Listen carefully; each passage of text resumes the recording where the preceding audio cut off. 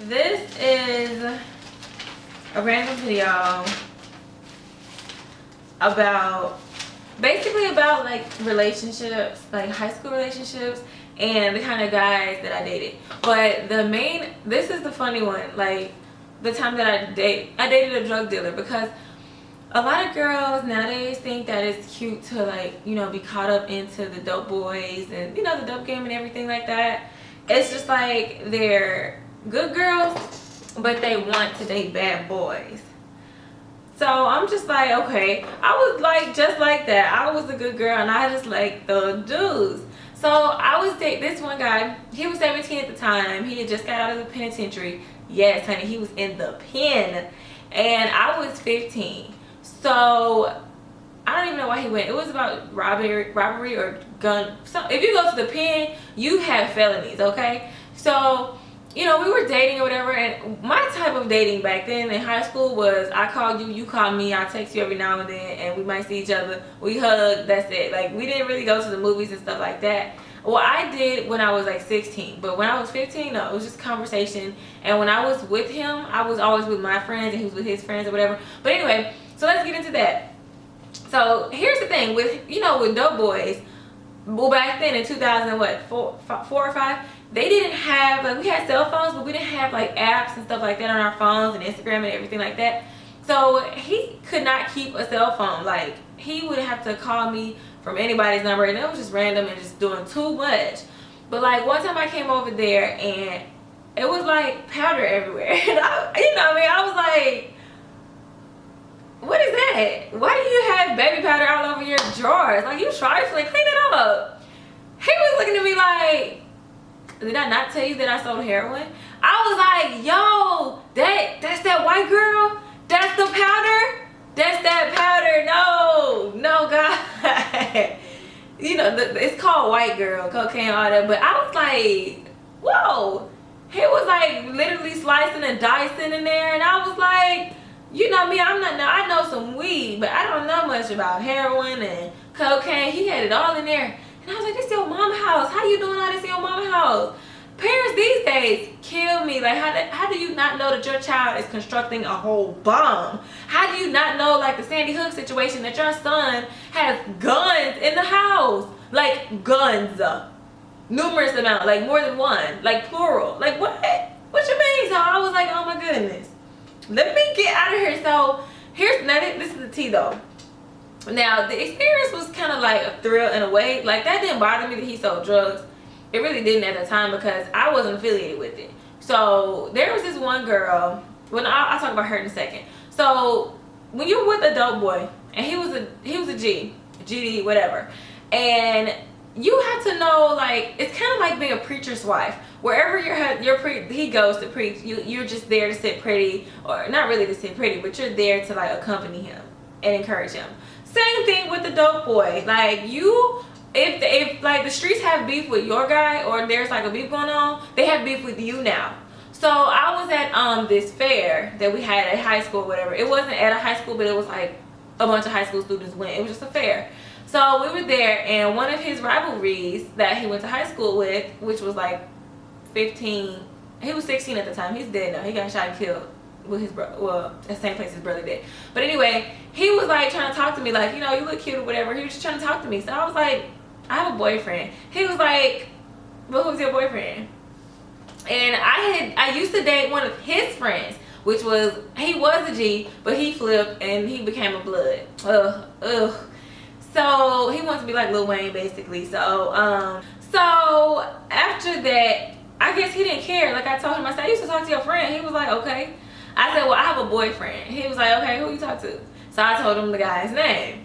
I'll just say that his name is Pluto. Because he's named after a very popular country, but I'll just say Pluto.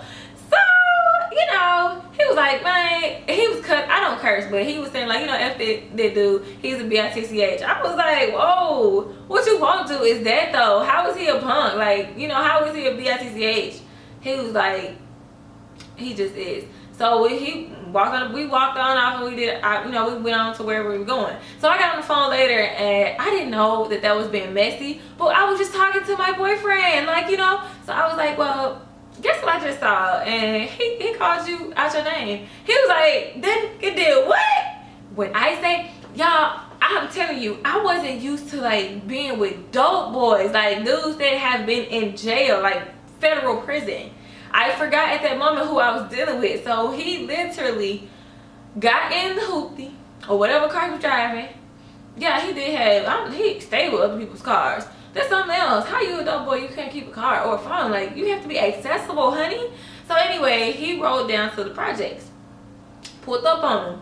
Like, he literally pulled up with the pistol. When I say, later on that night, some hours, he called me back. And he was like, yeah, so, I think somebody else had called me. And they was like, girl, they just got the shooting. I was like, who was shooting? What? What's going on? Honey. So, he calls me later. He was like, yeah, I pulled up on that dude. I was like, what? No. You did not just pull up on this dude with a gun. Oh my God. You trying to get me killed. My mama is a school teacher. My daddy, oh my goodness. My grandfather's a pastor. I can't be killed. Don't bring that drama up here to where I live. Because I was living in a suburb at this time. I always have lived up there. But it was like, I really did grow up in the hood. That's honestly where I grew up because I spent most of my time there, either at church or my grandmother's house or with my cousins. My mom didn't allow me to spend time in my neighborhood like that because she didn't trust the people that were there. Like, it was just a bunch of old white people and then some strange random white people. But they were all white. Some of them were racist, so she just didn't trust all of them. You know, I had a white friend, but you know, at the time, she just wanted me to be in the hood, so that's where I was. But my house, like when I went to bed, pretty much that's where I lived. So the neighborhood started integrating and the area became like 60-40 black. So he lived down the hill and I lived up the hill. So when, you know, I just didn't want those kind of problems. Like where I lived, the Popo, it was the sheriff. They would pull up real quick. So he ended up, you know, he told me like, you know, he pulled up on him and I was tripping like, what? Okay. So did you mention my name? Like, you know, at that point, I didn't even have to ask that stupid question because the boy already knew that I was the one who said something. But I wasn't trying to be messy to the point where, you know, he went and pulled a gun on him. I was just saying that's what, but he was like, no, you're not going to punk me, son. So I was like, okay, well, maybe, like, I can just hide out this summer. So I was a socialite, period. So I had to go out. So, okay, this is what happened. So days later, the boy retaliates and comes to his neighborhood and they actually shot at him. See, my ex didn't, I'm not even gonna claim him though, I don't even need to be claiming that boy, but the guy I used to talk to, whatever, he did not shoot at him. He just pulled the gun on him. Now, there was a shooting later in the same area and they probably thought it was him, but it wasn't. So these cats hopped in the car, and like I said, we were all 14, 15, 16, 17. Not all teenagers have cars, so that was normal. But anyway, they pulled up and they shot at him. So he called. It's funny how all the time when something happens, he finds a phone to call me. So he called me. He was like, yeah, they just shot at me. I was so scared. I was like, oh God, I done started a war. Oh my goodness. And I had cousins that lived in the same projects as the dude, so I was not worried about that. But I just was like, you know, I knew that it was getting serious. There's so many of my friends that was that age, they died, got killed, and all kind of stuff. And I'm gonna talk about that later in a second. But anyway, so it was another fair that happened, and I was there, and so was my boyfriend. Now, as long as when my boyfriend was there, the boy didn't have anything to say. He was kind of scared because he thought that, okay, now I'm out here in public, this boy's gonna kill me. That's what he thought. But my ex, he didn't say anything, so I was kind of like nervous. Well, I just act like, you know, nothing happened. I was trying to be innocent. So anyway, weeks passed by and we had this thing, like the bowling alley would do like $2 Tuesday. So everybody would all the young people just go up there. Since we couldn't really club like that at our age, you know, we just did that from like prime time hours, like 7 to like 10 or whatever. So I was up there with my cousin. I had my aunt to drop me off because I was spending the night over at my little cousin's house. When I tell you that was the worst mistake, to be caught up there without like anybody. So I think at that time it was just, you know, me. I was supposed to meet one of my friends, but one of my friends ended up leaving early. So this guy was there and all his little project girls and all them. So I went to school with some of them. So some of them was just like, well, nah, I grew up with her. Like, you know, she's cool, she's fam. So I'm not gonna, you know, get involved with that. Well, he had some little runners that was really ready to get down, and I could tell, I could sense that I had the worst feeling, like they were gonna try to like jump me. So I called my auntie. I ain't stupid. Like, I'm telling you, I'm not a punk. But when I see a whole group and a guy, I'm not strong enough to whoop a dude. I'm not a fool. So I told her, look, I didn't run, but I said, just pick me up. Come get me, because I'm not about to get jumped. I'm too cute for all this. The J's that just came out, the 10s, honey, the all black 10s, I was like, I'm not about to play. Not about to play with y'all. So I walked outside, they followed me. I sat there. Like, I was no punk. If it went down, it was just gonna have to go down. But if I could help it, I wanted her to come get me, because I want to be with my folks, and then we can pull up, you know. So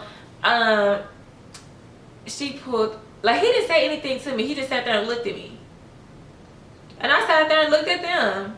Like, I mean, what are we supposed to do?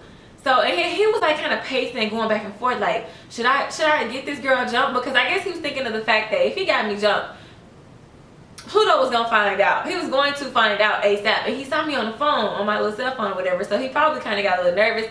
So they ended up going back inside. My auntie came and got me, and that was just the end of that. Okay, so the next week, next Tuesday, we planned to all go up there. Me, my little guy, my friends, everything. We were all gonna go up there because they were gonna be there too. It was every Tuesday thing. It was during the summer, like, you know, almost back to school season. So for some reason, that night, my mother did not let me get out the house. I was so mad. I cried so hard. I just begged her so hard. I was like, Mom, I really want to go. Let me go. Oh my God. I was like, why you gonna let me? She's like, you went last week. I was like, so. But you know what? Let me tell you what happened. So I'm thirsty. Like, you know, there's no Instagram, so I can't refresh my feed. We don't have feeds in 2005 or 6.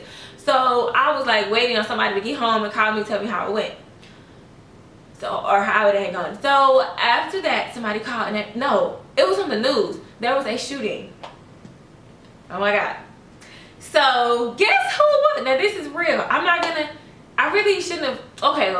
I really don't want to say too much, because some of the people involved in the story are deceased, and I do have respect for that, and you know, it is what it is. But here's, okay, a random boy who was from like the suburb. He was from like the real suburb, like where like a lot of white people, like not really any black people. So he ended up getting killed over something petty. I heard it was an argument or whatever.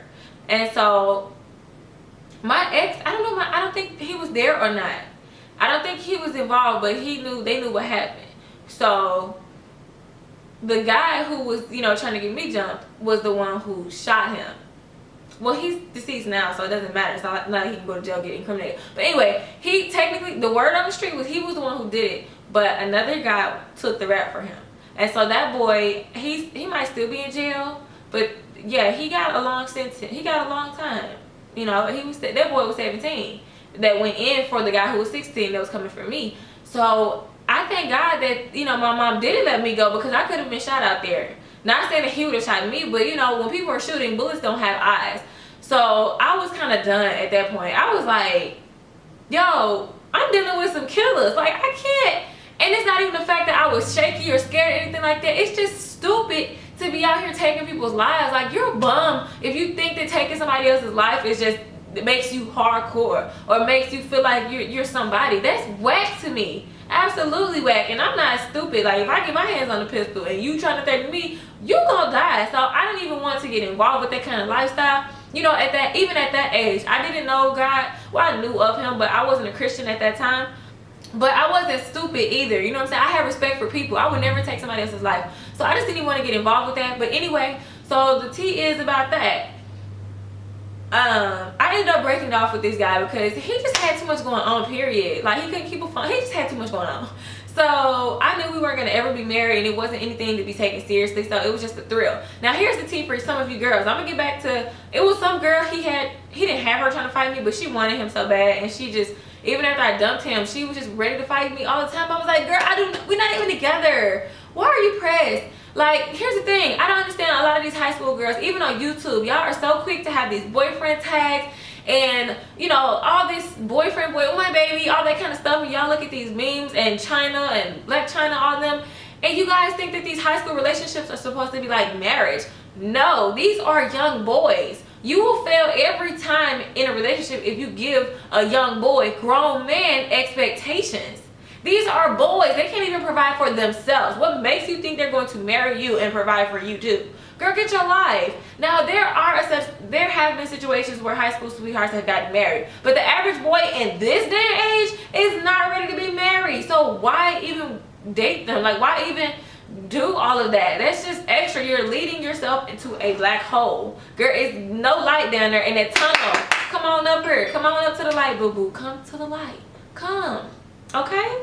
So that's just so stupid. Like, I would have been a fool to think that we could have had a real relationship and be heartbroken. Girl, bye. I was on to the next. So yeah, I just want y'all to know that. Like, stop doing that. Like, when you become when you become mature and of legal age, then you consider dating, like, seriously, when you're ready to actually be married and you know that this guy is the type to actually talk about marriage. I don't care what these guys say. They're gonna say whatever and sell you all the dreams in America, Disney, and Universal Studios to get into your drawers, girl. Ugh. And then when y'all break up, you be embarrassed. Like, I'm just saying. Especially these YouTube videos. Like, I know y'all be embarrassed, so I hate it. But anyway, so okay, so here's the tea about the boy though, because how many know that you reap exactly what you sow? So he ended up, I think he killed some more people in his lifetime, but they just didn't say it. But anyway, so a few years later, like 7 years down the line, which is technically, I think 3 years ago, he was killed. That same boy that I told you that tried to talk to me and, you know, had to shoot out with my ex, he got killed. His brother got killed first in the same location, same drugs, same store, store or whatever, and he got shot and killed at that same market. And on top of that, the ex that I told you guys in the beginning that, you know, I used to date, that was his friend, he just got killed, shot 6 times in the chest. Now, I actually loved him. I really did. I really did. He was a cool boy. I knew we weren't gonna get married, but he was a thug too.